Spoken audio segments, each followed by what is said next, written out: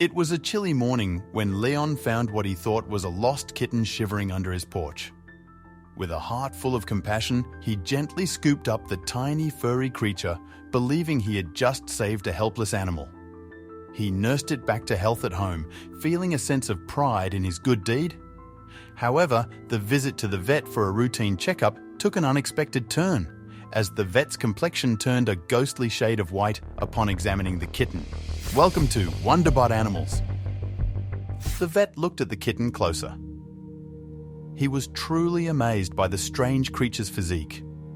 It had a grey coat of fur and was extremely tiny still. It had no whiskers, something a normal kitten would usually have. But there was something else about this animal that was unusual. Leon looked at the vet with anticipation. He was taking a very long time examining the animal, and he feared something could be wrong. Was it dangerous or terminally sick? He really wanted to know. His dog was no help either. He suddenly started crying like a lunatic and wouldn't stop harassing the vet. The vet had enough of Leon's dog and sent them both to wait in the waiting room. After a few minutes, the vet returned with shocking news. "I've called animal control." But what animal did Leon find in the woods? Why is the vet so interested in it? And why does animal control have to get involved? Leon was out walking his dog when he suddenly froze and pointed his nose in a certain direction. They were already close to the house again. At first, Leon thought his dog had spotted a squirrel again, as he often did, so he tried to pull him away. But the dog resisted more than usual. He almost choked on his collar because he resisted so hard. Because of this, Leon figured this time his dog must have sensed something else, and the animal might even be hurt. His dog had never acted this way before, so it was probably important. "Sam, do you see something?" he asked. "Oh yeah, the dog's name is Sam, by the way." He heard a rustling sound coming from underneath his own porch and found a tiny kitten there. The animal wasn't making any noise and only barely moving. Leon crouched down and slowly removed the leaves and clutter covering the animal's body, trying not to startle it. He gasped when he noticed the size of it. The animal was barely bigger than his hands cupped together. It was dirty and skinny, and there was something else that caught his eye. The animal's facial structure looked different from the animals she knew. Its eyes were closed, probably from exhaustion, so Leon carefully picked it up and placed it in his jacket pocket. It was a strange kind of maternal way of acting, and Leon wondered why his dog, a male, would be so interested in the animal. His dog had never interacted with other animals than the animals they had in the area. Sometimes they would come across another dog owner, but Sam would never be interested. The only animals Sam was interested in were squirrels or ducks, or other wild animals he could chase. Leon always took his collar off when she was sure no other dogs were around and let him chase as much as he wanted. He didn't have the heart to actually do more than chase, so Leon didn't mind. He had grown up in the forest himself, and his old family dog used to do the same when they would go for hikes together as a family. Sadly, Leon's parents had passed shortly after one another a few years ago. That's when he adopted Sam. He didn't want to be so lonely all the time, but now it seemed they were becoming a family of 3. Well, Leon had to inspect the little creature first. He had no idea what it was, as it was curled up in a tight ball. First, he had to feed it and give it some strength. Then he would see what it would do. Once they were in the house, Leon immediately transformed a box he had left into a little safe zone for the animal. He lined the bottom with old blankets and placed the animal in the middle. In the corner, he placed a little bowl of milk and some crushed dog food on a plate. He had no idea what he was dealing with, but he figured dog food wouldn't be that bad. Now, all he could do was wait until the animal would wake up and start eating. Only, the animal didn't wake up. It was probably too weak. Leon had to think of another way to feed the sick animal. He eventually mixed some of the crushed dog food with the milk to make a smooth paste. Then, he filled a syringe and slowly inserted it into the mouth of the animal. The animal was weak but clearly conscious as it tried to move its legs, but could only wiggle them slightly. Leon fed the animal like this every 2 to 3 hours and slowly the animal regained its energy. After a day or two, the animal began to move inside the box. Leon was ecstatic and couldn't keep his eyes off the animal. But that soon changed when the animal was strong enough to open its eyes. Leon gasped in shock when the animal slowly opened one eye and then the other. Its eyes were bright red and a little gooey from being shut so long. It looked horrendous, and he feared the animal could be very sick. But as the animal slowly got onto four legs, he noticed more strange things. The animal looked like a teeny tiny kitten, but had almost no whiskers. Leon was very confused by the animal's appearance and doubted if this animal was fit to stay with them. One thing was sure, he had to take the animal to the vet. This was way beyond what he was capable of. So, the next day, he loaded his dog into the backseat of his car and placed the animal, still inside the box, on the passenger seat. It was going to be a long 2.5-hour trip, as he lived so far from the city. So he brought enough snacks, both for him and for Sam, to last the trip. But half an hour into the trip, things started going south. Sam got car sick all over the backseat, and Leon had to stop several times. His car smelled horrible, and to make matters worse, the animal started having the runs. Leon was about to give up, but pushed through for the sake of the sick animal. Leon couldn't be more relieved when he approached the nearest town. He sighed and even smiled a little. The situation was very typical. Of course, everything that could go wrong went wrong, but they made it. Seeing Sam's ears flop around in the wind as he rolled down all the windows was even a bit funny. As Leon peered into the box, he noticed the animal seemed a bit more lively. It was still drowsy, but its appetite had returned, evident from its eagerness to devour the crushed dog food.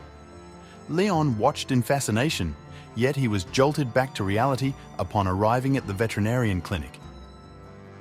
Leon had just driven past the clinic looking for parking when a small sign on the clinic's door caught his eye.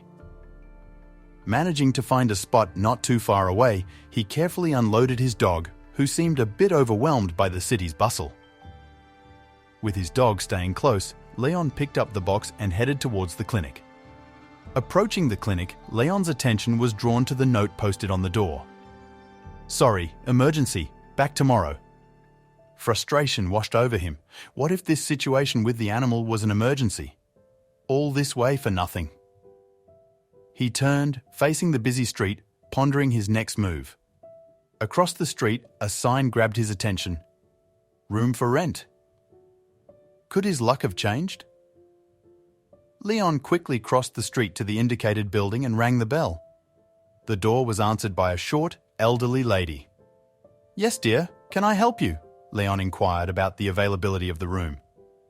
The lady gave Leon a once-over, her gaze lingering on his dog, then on the box in his hand. She told him she needed to check something and would return shortly. Leon seized the moment to close the box's lid, wary that if the lady saw its contents, she might refuse him lodging. Moments later, the lady returned. "What do you have in the box?" she asked with a hint of suspicion. "Just some old clothes. I'll only be staying one night," Leon replied, hoping his explanation would suffice. "All right, come on in then," she said, stepping aside to let Leon and his dog enter. Leon quickly entered the house, relieved. The room was spacious enough for him, his dog, and the mysterious animal in the box. The lady made it clear the dog wasn't allowed on the bed, posing a slight challenge for Leon, as his dog was accustomed to sleeping beside him. The night proved challenging.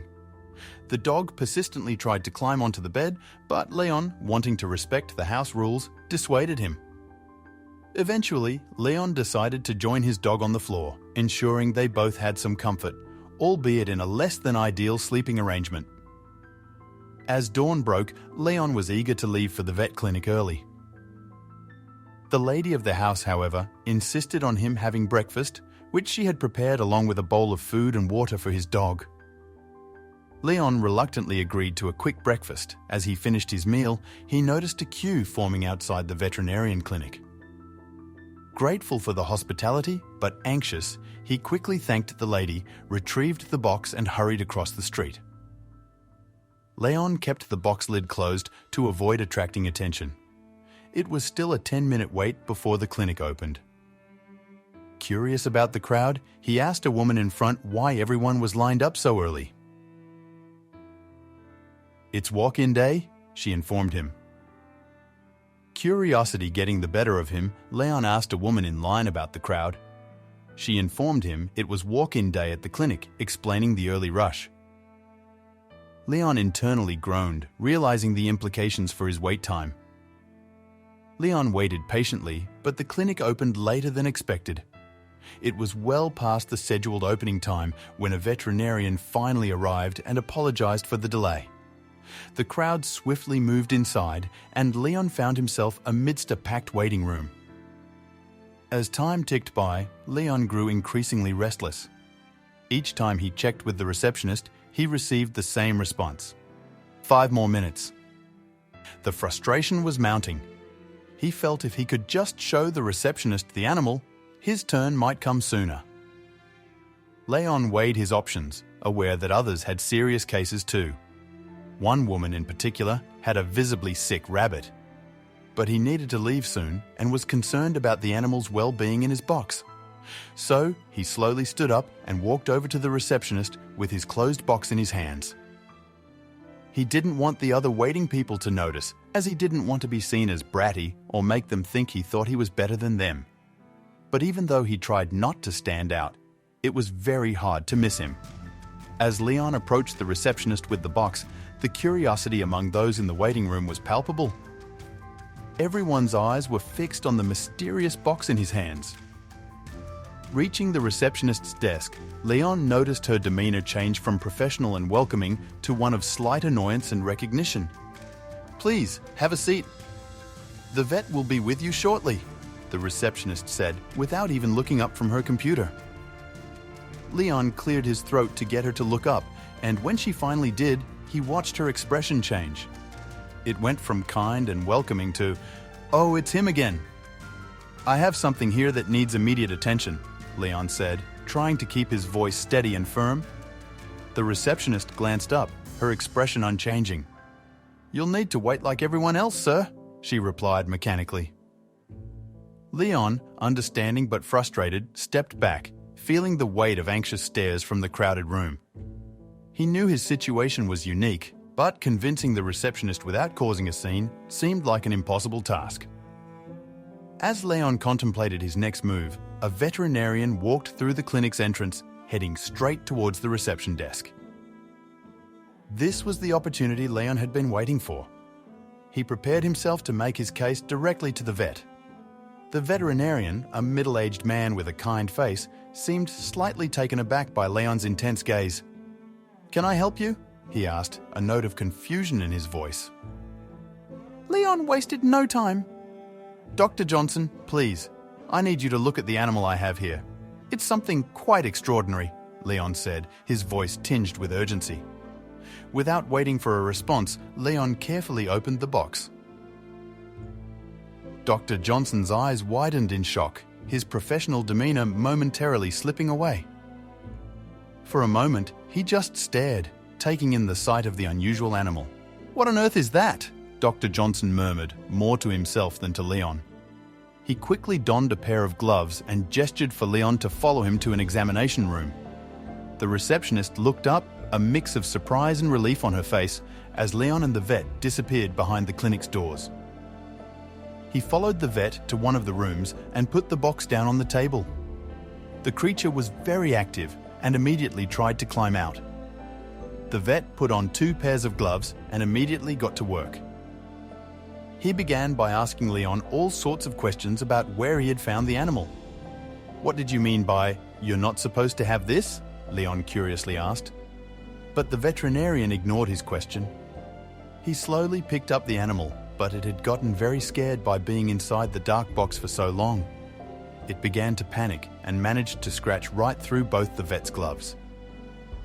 The vet immediately ordered Leon to leave the room and wait in the waiting room. Leon was stunned. It wasn't his fault that the animal would act out like that. But he listened anyway.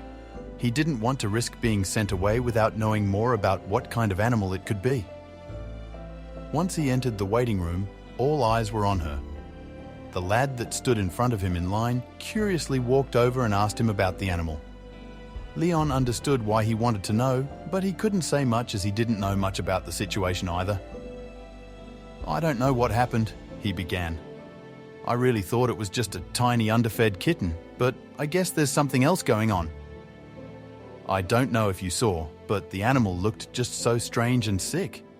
The woman was shocked. Leon could see the fear written all over her face. Leon immediately regretted saying anything to the woman. This situation could easily get out of hand if the woman decided the animal was a danger to all the other animals in this building. What if she called the police? Or even worse, what if she called animal control? He didn't want to lose the animal.